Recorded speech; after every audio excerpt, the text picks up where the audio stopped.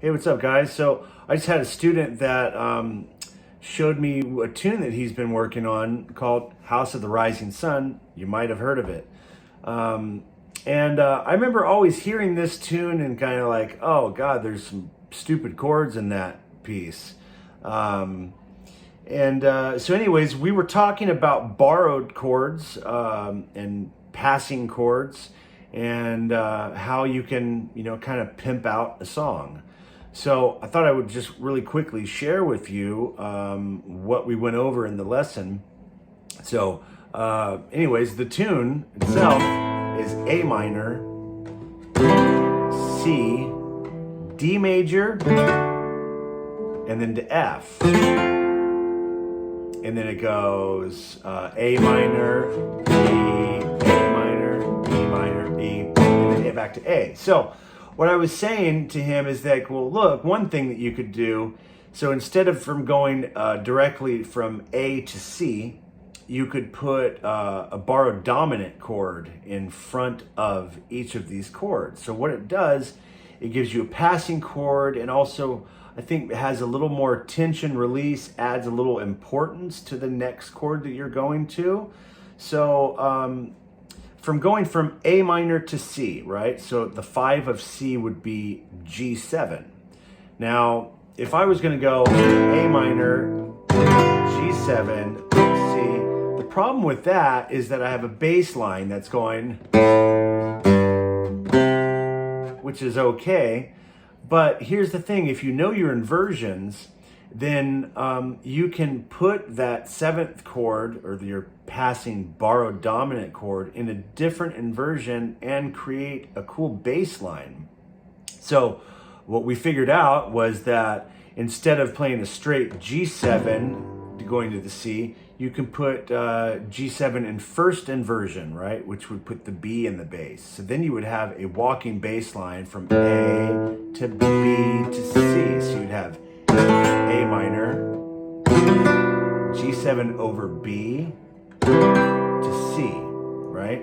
Now, the next chord that it's going to go to is a D major chord. So D major doesn't belong in the key of A minor because D major has 2 sharps. And I always thought that chord sounded really funky, whenever I heard it. Right? So my solution was, well, what if I played it as a sus chord? So I would take the 3rd of the chord out, right? So rather than play the 3rd of that chord, which would be the F sharp, I would make it a sus. So I would put the 9th in the chord of the chord. So that way you'd have this.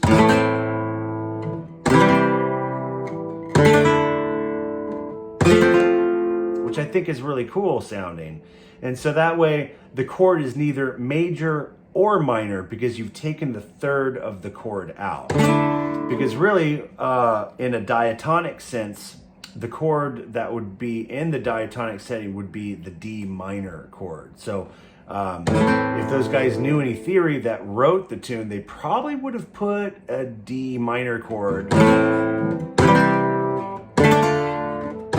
right, instead of a D major. But I don't know, maybe their melody had an F sharp in it. I don't even know what the melody is. So once again, we were talking about borrowed dominant chords and passing tones. So if I put the 5 chord in front of the D chord, right, that would be an A7. So I would be coming from a C chord and then put the 5 chord in front of the D chord. Now we'd have once again a bass line that kind of jumps around. Now, if I put that 5 chord in first inversion and playing the C sharp of the A7, right, in the bass, now I have a nice walking bass line. It's going to go from C, C sharp, D, right? So now what we have so far in the progression is A minor, 5 of C, which is G7 in first inversion, so G7 over B, to C, And now I'm going to put the 5 chord in front of D, but I'm going to put it also in first inversion. So now we'd have a, right, a C sharp over, A7 over C sharp, right? So now we have,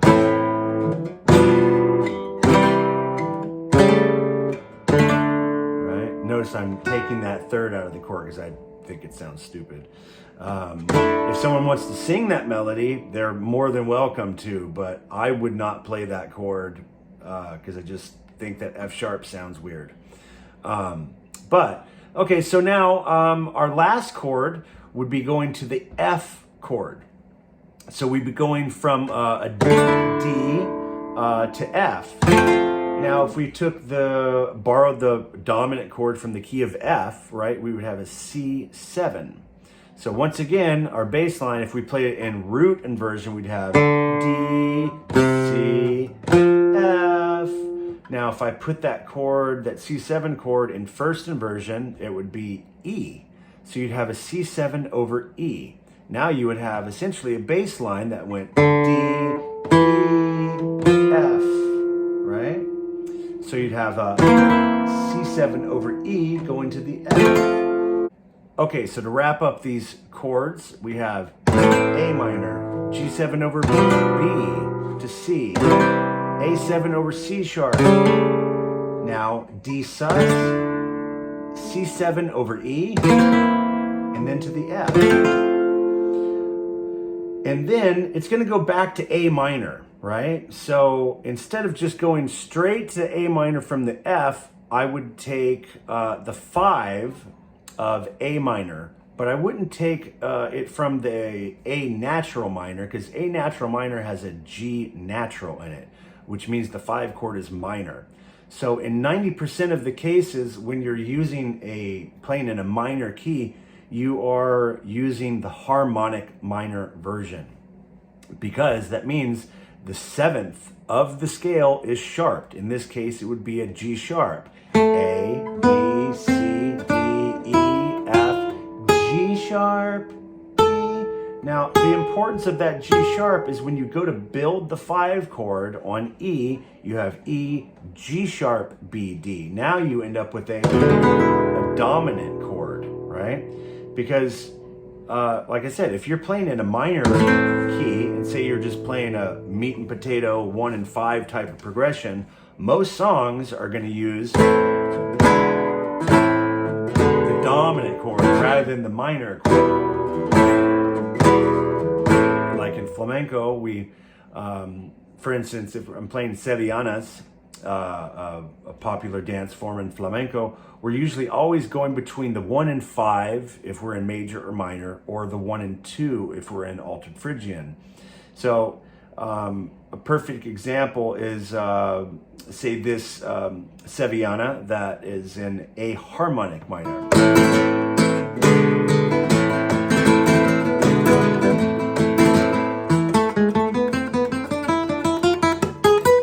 Right?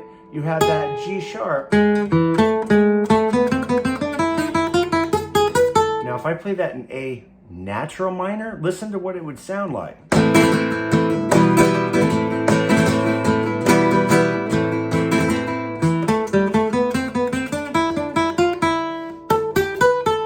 Doesn't sound right?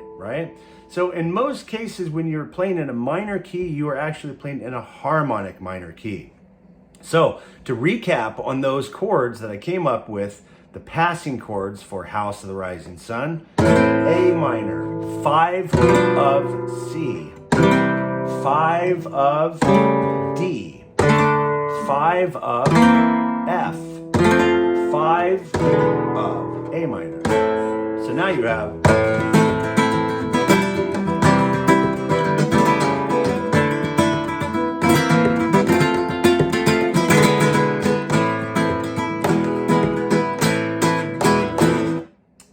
that's today's theory lesson.